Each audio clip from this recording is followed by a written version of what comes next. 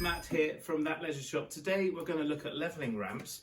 Why do you need them? Well, the great thing about these, you simply, this is a pair obviously, you drive onto it to get your motorhome, campervan or even caravan level. Caravans of course have got corner steadies which you lower to help you get them level.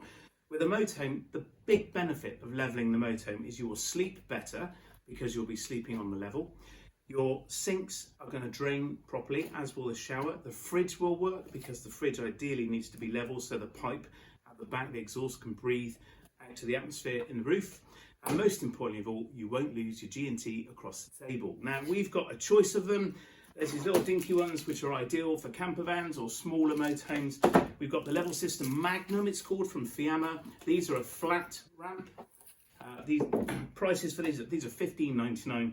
These are $28.99. These are also $28.99. These are called level ups, and they have 3 stages of leveling, which makes leveling up really easy. You drive up onto a flat level and stop when you're level. Now, you might need a spirit level to go with your level up kit.